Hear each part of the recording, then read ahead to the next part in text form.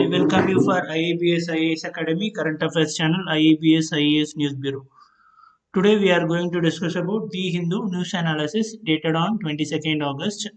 Here we are going to discuss about EC not for filing online nomination and its guideline for upcoming election, that it may be related to by-elections or new elections which are going to be in near past. Let we move on to the first foremost article. First thing is related to Supreme Court order regarding stopping religious activity alone is strange. Nowadays, Supreme Court is considered to be one of the major organ which is coming into a daily news article in the name of judicial. It can be simply we can say it as a judicial activism too. When our judges, especially Chief Justice of India, Sharath A. Bobde, when he was allowing a particular play which is being filed by a Jain organization to keep temple open for 2 days, that is August 22nd and 23rd for Prayushan festival as per COVID-19 preventive norms. But they are not allowing any other temples or any other religious fests which are being celebrated in the country, whereas government is allowing and it observing the triggered by the submission made by senior advocate Dave questioning the policy of the state in opening malls, saloons, liquor shop. If the center was allowing religious consideration, how would worship at that Jain temple be denied the right to offer worship? This was the question or case which is filed by the judge in court with respect to the religious system. Yeah, the thing that we need to keep in mind is already Supreme Court are referred protect the pujas and Jagannathapuri Rath Yatra that was held in Odisha in mid of June, even in fit COVID-19. If we are opening this kind of, if it is being provided to Odisha citizen, why it is not being provided to the same in Maharashtra for Jain community? And the trust is seeking permission only to make configuration 5 people at a time to limiting to 50 people per day. Here, government is even the government is said to be secular. The government is not providing a similar judgment for everyone. And nowadays, Ganesha Chaturthi is also coming to be in the part in northern part of India. If government is providing permission to all the religious activity, it may allow as a floodgate that will open COVID as a major problem, which is already it is a problem in India. It may become as a it may rise up to the next level. Apart from that, the court said blanket ban on religious consideration could not be institution as per the wordings of Supreme Court judge. Apart from that, this could be considered on an individual basis by Maharashtra State Disaster Management Authority alone, as per Supreme Court verdict on this particular bill. And the next thing that we are going to look into is related to article. Article is quoting lot many research which has been published in some important journals and papers and books. That is, the great leveler Walter Schneidel, an Austrian economic historian, argues that throughout the human history there are 4 types of catastrophic events that have been lead to greater economic equality: pandemic pandemic or war, revolution, and state collapse. These are the 4 means where economic equality can be attained. But here the thing that we need to note down is early impact of this pandemic induced lockdown indicate the resultant economic distress in exacerbating pre-existing structures of disadvantage based on social identity and investment and in education, also in health. The close gaps between social group would be essential to build resilience in the face of future. Here, when we look into this particular COVID, this disease is highly being prone to the peoples who are working in downtrodden level. Simply to say that this has taken out the jobs of the peoples who are working in economic hardship across the range of income and occupational distribution. Only the marginalized people are getting affected and they are at the risk. To be simple, the disease is not class neutral. Even it is affecting higher class people and all category, all caste of people. But poorer and economic vulnerable population are more likely to contact the virus as well as to die from it. And one more thing that we need to look into this article, the points of article is this article is also stating that socially marginalized group would be at higher risk of mortality due to this COVID risk. And other things that we need to look into this particular article is the current pandemics are likely to be most concentrated among low wage earners and less educated workers segment of the labor force where the racial and ethnic minorities are overrepresented. Here we don't have the evidence to prove that this particular category of people or the particular caste of people is alone getting affected. We can't able to say anything on it, and there is no comment on which particular group is getting affected by this particular disease. The India shutdown, important tag subheading in this particular article is in this context is the key elements of the pandemic control strategy that we followed in India is complete shutdown or a lockdown. We shut down the economic and social activity. Thereby, we impose social distancing with varying degrees of sickness. This varying degree of the sickness only took away the jobs of lot many people. Either that they may get school education or collegiate education, even research education, irrespective of their educational category, they are affected.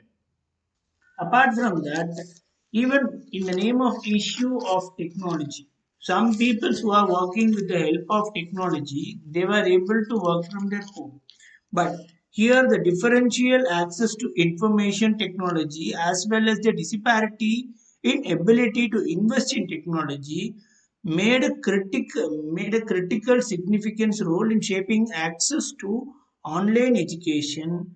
If the pandemic forces school to close for subsequential period of time, which means whoever is having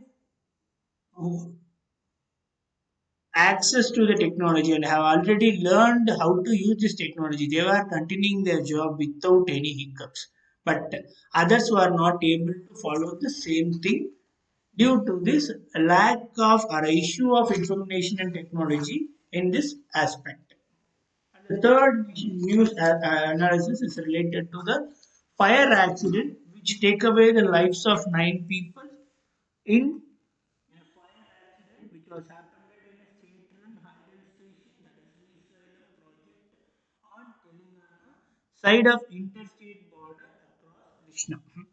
Here, the officials were not official is baffling the accident by saying that the complete apparatus at the power plant is being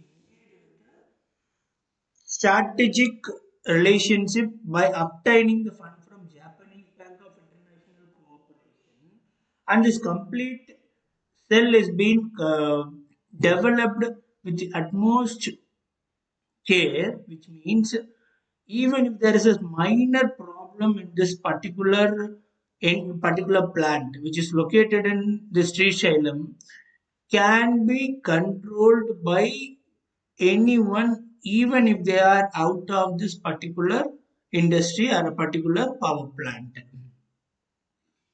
And there are lot many safety measures with respect to providing lighting by giving connection through UPS, even if it is in the case of fire accident, and there is not at all a chance to, there is no chance of getting fire in two or more places. They are saying that there is no chance of getting technical issue at more than one place. This was the design which was made while developing this hydroelectric power station. And there is more than three exits where in the case of emergency, the laborers can able to come out of the particular power station. And there are, they have stated that the movement of vehicle at the lower level and another exit with lower gratitude about 800 meters as an emergency exit too. But why these people were not able to come out of it, that is under the question. Now the government of Andhra and Telangana, they had made a separate investigative committee under CID to investigate about this particular event. What is related to UPSC here? Even if they had completely taken care of the construction system, the protocols were not being maintained even in state-run system in terms of maintenance or in terms of using the labor power in various levels. That is the reason why we had seen lot many fire accident post COVID restrictions are allowed. And next one is related to Election Commission note for filing nomination online. Under State Disaster Management Authority prescription, any political party can able to can contest election, which includes roadshow activity with a convoy of 5 vehicle excluding security vehicle. Apart from that, public meeting can also be permitted with a suitable restriction subjected to containment restriction issued by Ministry of Social Affairs. And all the persons who are attending the meeting should wear face mask and should be screened by thermal scanner, face shield, and PPE kits to be availed for the frontline workers, and sanitizer need to be given to each and every person. Social distancing needs to be maintained in each and every process. Gloves needs to be provided to each and every electors who are going to cast their vote on the day of election. Apart from that, if any particular elector is found to be having a fever or high fever, they and the person who are already affected by COVID needs to vote the particular election at the last 1 hour of the election day. These are all the guidelines which is provided by Election Commission in terms of voter point of view. In terms of contestant, that is candidate point of view, they are permitting the candidate to contest the election by filing all the required documents through online, even in terms of submitting their initial deposit, submitting their documents. All those things can be done directly through digital mode. And government's election commission is also asked for suggestions from all political parties. Here the thing that we need to keep in mind is keeping in the point saying that we are in a pandemic, we can't able to postpone the election activity. First one. Second one, if the election is not conducted on the time, we cannot had a proper and a democratic leader who can able to lead the nation without any troubles. Third one is the our next article that we are going to discuss is related to science and technology, that is linking the of dengue with present COVID. Because when you look into the COVID and dengue, most of the dengue is a kind of seasonal disease. Whenever we are in this particular monsoon season, it will be most of the persons who is having less immunity are prone to dengue. And the research which is being conducted by an Israel Educational and Scientific Research Body and Council of Scientific and Industrial Research, which is located in Indian Institute of Chemical Biology in Kolkata, founded something that COVID V test and SARS and sorry, I'll come again. The check for COVID sometimes lead to positive SARS-CoV-2 test. This is warning that the diagnosis that we are going to do for dengue and COVID needs to be made scientifically in proper methodology, which means the principle in which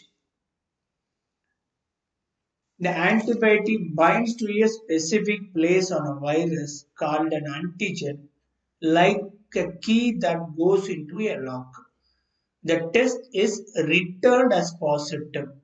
Antibody and antigens are likely specific to each other.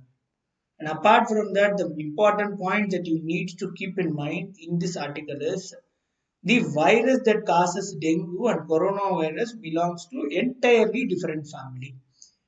It does not expect for one to another affinity to other. Even though in a place with a recurrent epidemic of dengue, there is a risk that dengue might be identified as COVID, and so there ought to be a confirmatory test with other tests to rule out this. What we can simply say this thing is dengue is done through blood test, COVID is done through mucus test. Those two needs to be done separately wherever the risk for dengue and COVID is highly improved. And the next thing that we are going to discuss is editorial. We have already the particular concept we have already seen in previous the last week one of the article that is related to the new constitution that is going to be made in Sri Lanka. Why that is going to be made? We have already seen that the present party who won the election got two-third majority, and they want to demolish the 19th amendment, which is brought by the previous party, which is curtailing the executive and discretionary power of president, and they are curbing the executive president's power by restoring two-term limit also. Apart from that, in making it difficult for legislature to be dissolved at president will. That means, in the case of Indian constitution, we will be using a word called presidential pleasure. If the president is not interested to go ahead with a particular council of ministers, he can able to dissolve the entire council of ministers. Similar thing was there in Sri Lanka also. Now they had abolished that particular thing. They want to rebrought that particular power to president, and also to sought to protect the independence of oversight institutions. Here, the thing that we need to keep in mind is the second paragraph of this article. It is stating that democratic principles, the transitivity of democratic principle, if the independence of institutions such as election commission is now corrupt in the name of undoing 19th amendment, which means this particular election conducted smoothly, peacefully, without any disturbance because of the autonomy and independence of election commission. If election commission is not having such a kind of autonomy, and if it is dependent on some other system, then we can't able to bring a pure and democratic, we can't able to conduct a pure election or a ethical way of conducting election.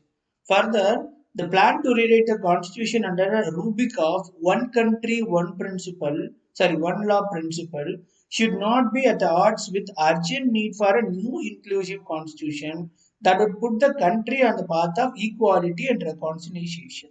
Here, the thing that needs to be notable is absence of any reference to ethnic minority like mm Tamilians who are in Sri Lanka, and without getting the consent of majority Sinhalese, This particular bill or a law is considered to be unethical alone. And in the end of the editorial, it is saying that abolition of the executive presidency appears no more realistic. It will be a retrograde if the idea of sharing more powers with provinces is abandoned altogether. Now we came to an end of today's news article. Thanks for listening. IAPS IAS